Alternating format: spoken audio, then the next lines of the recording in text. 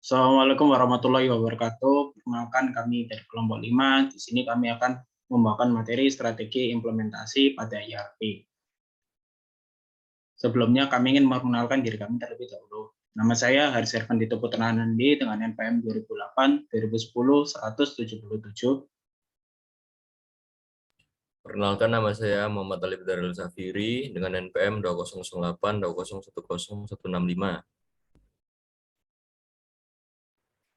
Perkenalkan, nama saya Muhammad Abdul Aziz Masyuri dengan nomor NPM 2008 2010 171.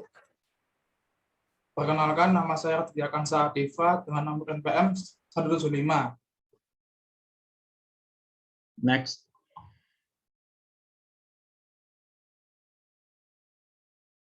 Berikut ini materi yang akan kami bawakan yang dimulai dari komponen ERP, ERP virtualisasi, ERP organization, dan approaches, dan kemudian dilanjutkan dengan metodologi, manfaat, dan kekurangan, serta contoh implementasinya dan implikasi untuk manajemen.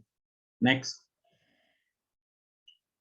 Yang pertama di sini ada ERP komponen. Yang pertama ada software, kedua ada hardware, dan yang ketiga ada sumber daya. Software ini berfungsi sebagai perangkat yang mengontrol dan mengarahkan hardware. Definisi dari ini adalah seperangkat lunak, instruksi operasi, dan logika yang disebut program yang mengontrol dan mengarahkan perangkat keras komputer untuk menjalankan fungsinya. Di sini contohnya ada sistem software yang dimana berfungsi untuk menjalankan ERP-nya itu sendiri, DBMS untuk mengisi database-nya, dan kemudian application software-nya sendiri untuk sistem ERP-nya juga sendiri. Kemudian ada hardware. Hardware di sini itu meliputi semua perangkat komputer dan perangkat tambahan yang digunakan oleh sistem ERP. Sebuah sistem ERP secara khusus akan membutuhkan satu set server yang kuat untuk pengembangan, pengujian, dan produksi lingkungan. Contohnya di sini adalah server untuk tetap menjaga ERP tetap terus berjalan, serta klien, serta peripherals atau perangkat tambahan yang contohnya adalah printer dan sebagainya. Kemudian ada sumber daya. Sumber daya di sini berfungsi agar ERP tetap berjalan dengan baik dan fungsional, maka dibutuhkan sumber daya yang mumpuni. Di sini juga bisa dibagi dalam beberapa hal, yaitu end users, IT specialist, dan project manager. Next.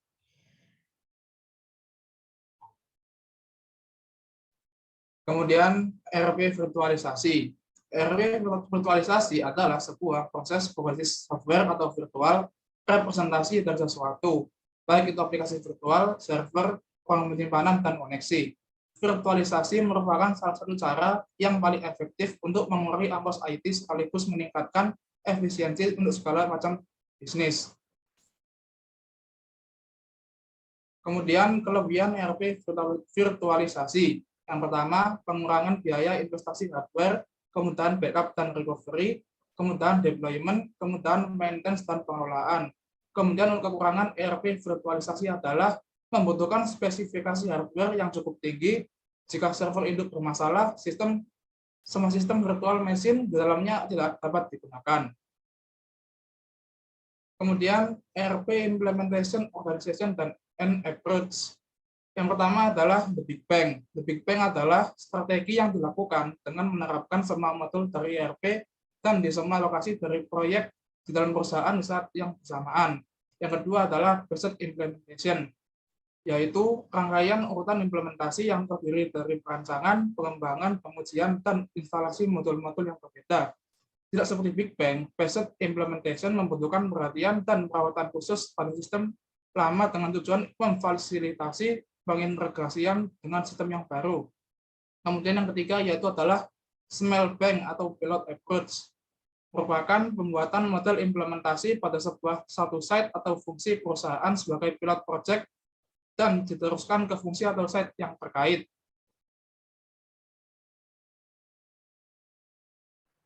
Baik, untuk pembahasan selanjutnya, di sini saya ingin menjelaskan pembahasan tentang metodologi implementasi. Implementasi sistem yang kompleks memakan waktu dan sumber daya intensif, seperti halnya sistem apapun. Tidak ada yang namanya sistem di ERP ini yang sempurna atau bebas bug, atau memenuhi semua persyaratan pengguna.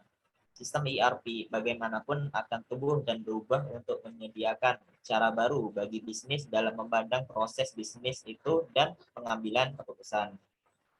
Sebuah bisnis itu perlu tumbuh, berubah, dan beradaptasi dengan sistem ERP, baik dari vendor, dibeli, atau dikembangkan secara internal.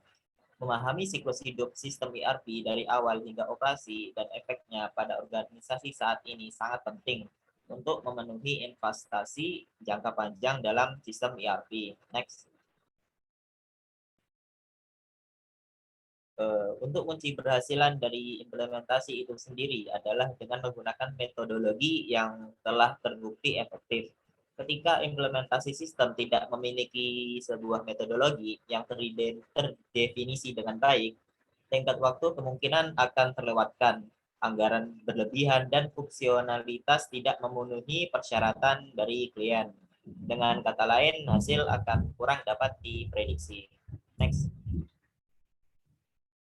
Berikut adalah flowchart dari metodologi implementasi seperti gambar berikut ini. Yang utama itu requirement gathering atau gap analysis, kemudian ada general system design, kemudian lanjut ke build and test, kemudian implementation, kemudian ada stabilization and production support. Kemudian lanjut ada fungsional, technical, dan change management. Next.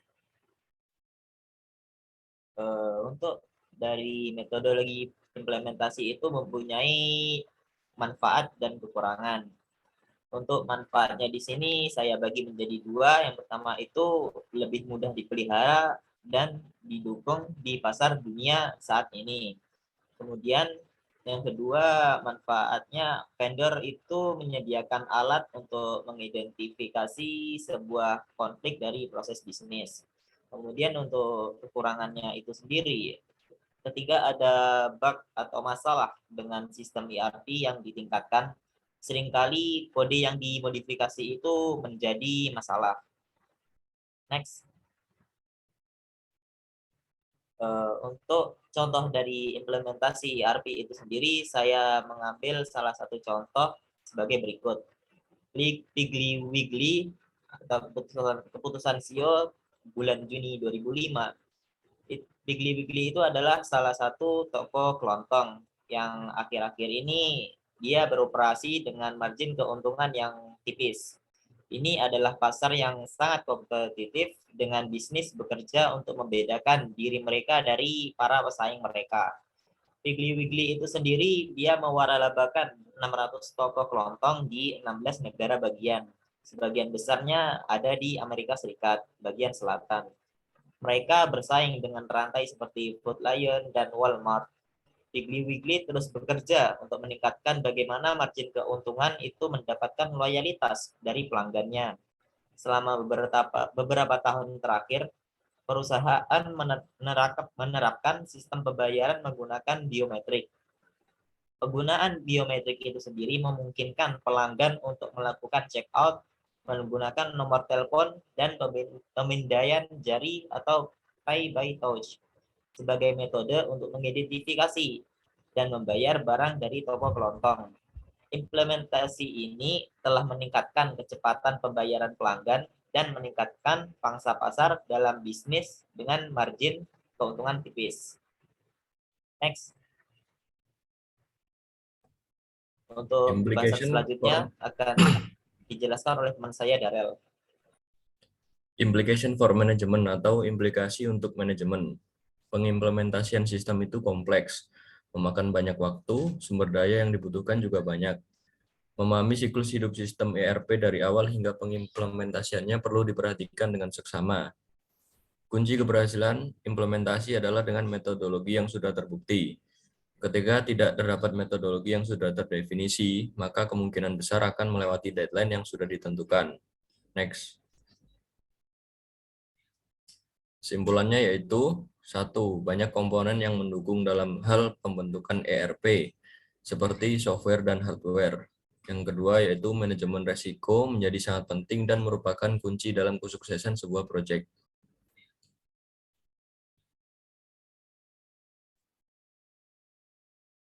Sekian dari kami, berikut telah presentasi sudah kami sampaikan, kurang lebihnya mohon maaf. Wassalamualaikum warahmatullahi wabarakatuh.